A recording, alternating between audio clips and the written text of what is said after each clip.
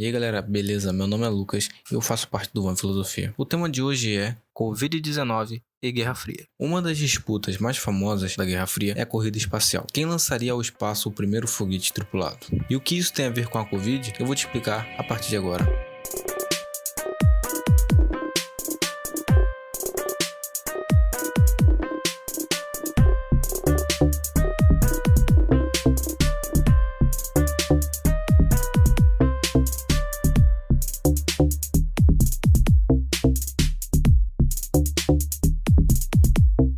Vou começar agora a fazer um paralelo, uma linha do tempo, desde o início da Covid no dia 31 de dezembro até os dias atuais. Em 31 de dezembro de 2019, alguns casos de pneumonia foram detectados em Wuhan, capital da província de Hubei, na China. Já no dia 7 de janeiro, foi identificado um novo vírus, o SARS-CoV-2. Em 11 de janeiro, a primeira morte foi causada pelo coronavírus em Wuhan. Em 17 de janeiro, a segunda morte na China é confirmada. Em 21 de janeiro de 2020, os Estados Unidos confirmam o primeiro caso em território norte-americano.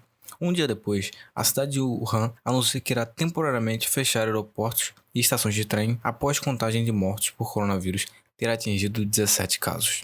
No dia 2 de fevereiro, a primeira vítima fatal fora da China foi confirmada nas Filipinas. No dia 25 de fevereiro, o ministro da Saúde divulga o primeiro caso de coronavírus no Brasil, um homem de São Paulo que havia visitado a Itália. No dia 12 de março, a China anunciou o fim do pico do coronavírus no país, com apenas 8 novos casos no epicentro da pandemia, permitindo que a cidade de Wuhan pudesse iniciar retorno às atividades. No dia 14 de março, a Itália passa a ser o epicentro da pandemia na Europa. 3 dias depois, o estado de São Paulo teve o primeiro caso de morte provocado pelo coronavírus no Brasil. O estado de São Paulo decreta a situação de emergência da capital de São Paulo. No dia 3 de abril, os Estados Unidos passou a ser o centro da pandemia mundial, com 245 mil casos. No dia 30 de abril, o Brasil ultrapassa os casos totais da China. No dia 20 de maio, a China supera a pandemia e reabre o comércio tentando combater o desemprego causado pela Covid-19. 31 de maio, 5 meses após o primeiro relato da Covid-19, o mundo tem 6 milhões de casos. Hoje, na data dessa gravação, dia 12 de junho, o mundo tem 7 milhões de casos e pouco mais de 400 mil mortes. Os países mais afetados são os Estados Unidos,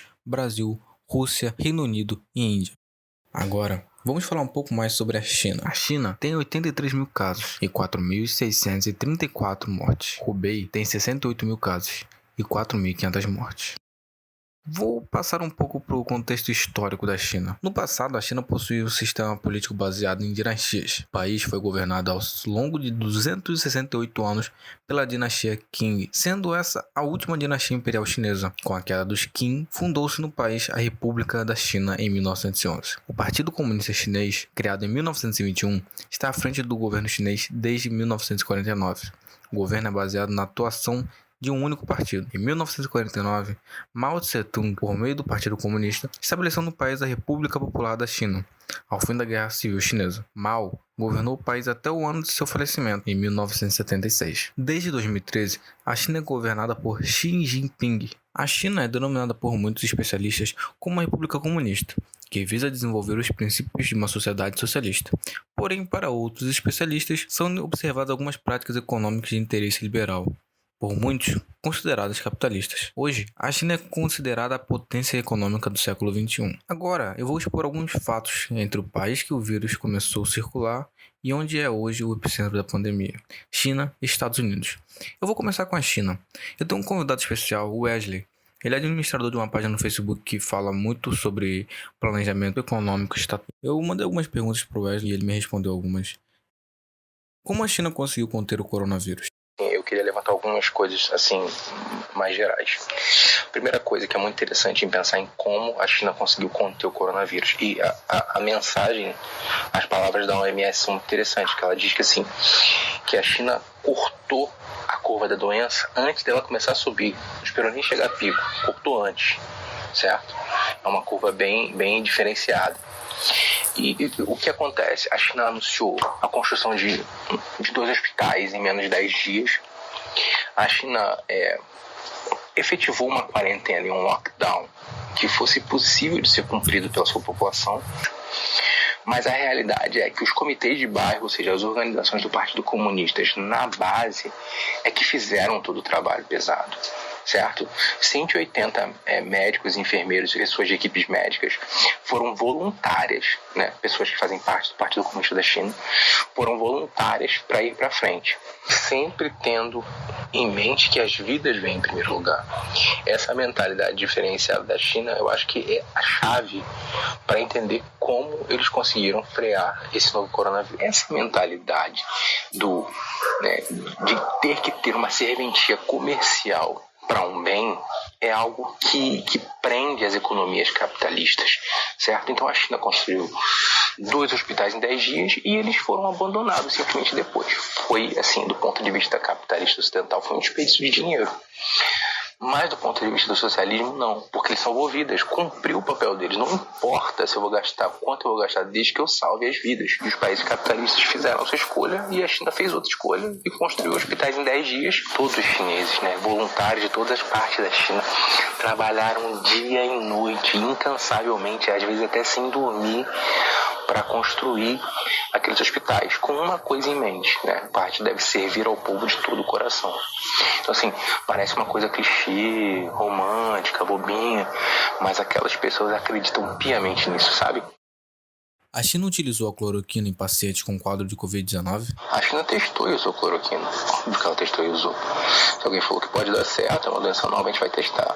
O grande lance é que lá atrás, acho que em março já, eles viram que a cloroquina não funcionava. Era simples.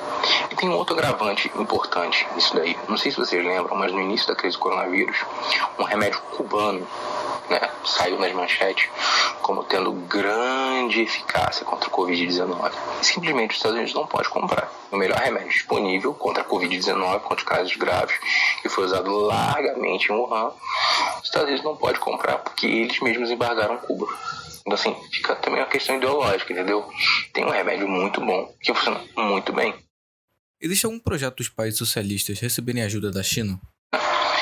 Primeira coisa, o presidente da China, Xi Jinping, ele já disse que a vacina vai ser um bem público, global, ou seja, eles vão abrir a patente, eles vão ensinar como fazer, eles estão construindo fábricas para produzir em massa essa vacina, certo? Os países socialistas estão recebendo ajuda da China, sim, à torta e à direito, desde sempre. Da mesma maneira como a União Soviética fazia no passado. Eles estão ajudando Cuba de todas as maneiras possíveis, com remédio, vacina, bolando o bloqueio econômico americano sobre Cuba. E agora acabou de sair uma notícia que eles vão dar a maior ajuda econômica a Cuba desde o final da União Soviética. Então isso demonstra o comprometimento da China com os países socialistas. Há alguma possibilidade da China retroceder do seu modelo econômico, tendo em vista a pandemia? Pelo contrário, a pandemia deixou em evidência todas as vantagens dos modelos socialistas. A educação da população, a mobilização da população, a saúde pública, a centralização econômica, o poder de moldar a produção que países como os Estados Unidos não têm. Não conseguiram produzir respiradores, tiveram que roubar dos outros como piratas. Agora eu vou falar um pouco dos Estados Unidos e o combate à Covid-19 em território americano. Vou citar 4 tópicos que levaram o país a se tornar o epicentro da pandemia. A lentidão da resposta da Casa Branca foi se não o mais evidente dos fatores que fizeram a pandemia crescer no país.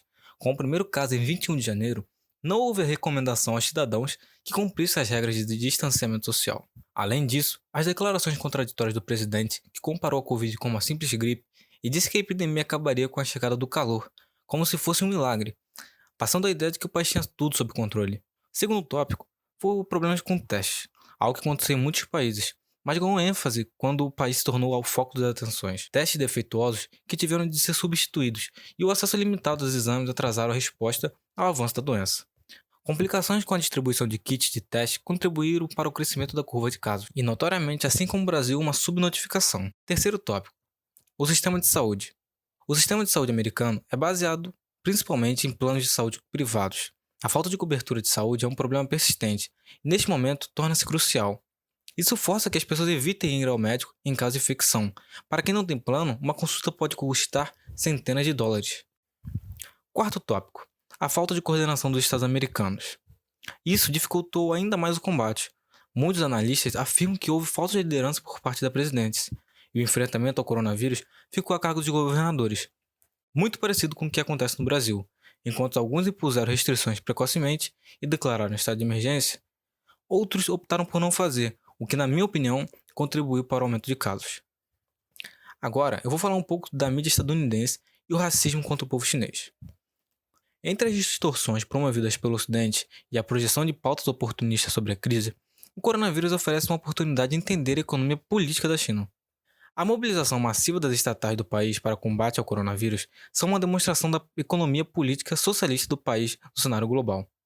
Enquanto isso, a cobertura midiática do Ocidente estimula boatos e racismo. Os Estados Unidos proibiram a entrada de cidadãos chineses vindo do país. Logo após essa decisão, alguns jornais foram racistas diretamente com a população chinesa, de forma que houve a racialização do vírus.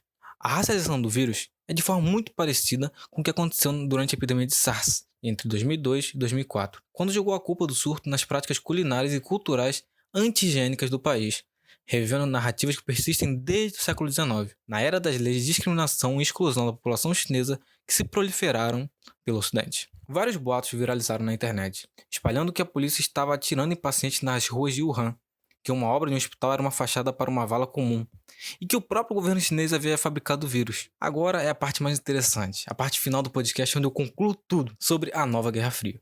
A China e os Estados Unidos têm algumas disputas, a guerra comercial e a corrida tecnológica do 5G. Eu vou falar da mais recente, da corrida do 5G. A empresa chinesa Huawei é líder de equipamento no mercado, com produtos acessíveis, sendo uma das maiores fabricantes de smartphones. Agora, já imaginou essa empresa sendo a principal infraestrutura nas redes de telecomunicações dentro dos Estados Unidos? É claro que os Estados Unidos iriam interceder. Os Estados Unidos decidiram boicotar a empresa, bloqueando o fornecimento global de chips para a empresa. Esse ponto aí, de bloquear o fornecimento global de chips, está muito influenciado pela guerra comercial, que eu ainda vou falar em outro podcast. Assim, nascendo mais um conflito dentro de outro conflito entre os dois países. Nesse momento, com o aparecimento da pandemia, houve um foco a mais sobre esses dois países. A corrida agora é: qual lado irá descobrir primeiro uma vacina eficiente contra a Covid-19? Temos de um lado um país com uma economia que se empenha para evitar que os interesses do capital privado ditem a política contra os interesses do povo. O outro lado é o capitalismo exacerbado que todo mundo já conhece dos Estados Unidos. A vacina para a Covid-19 tem vários planos de fundo. Nessa nova Guerra Fria, quem irá vencer?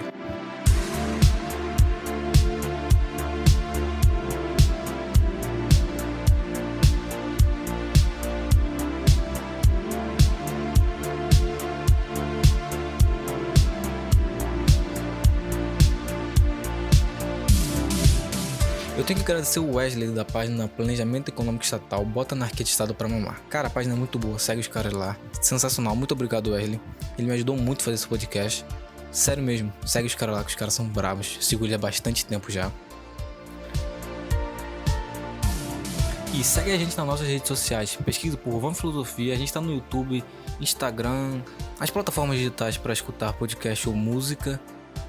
E acompanhe as atualizações do nosso podcast. Até o próximo episódio, galera. Fui!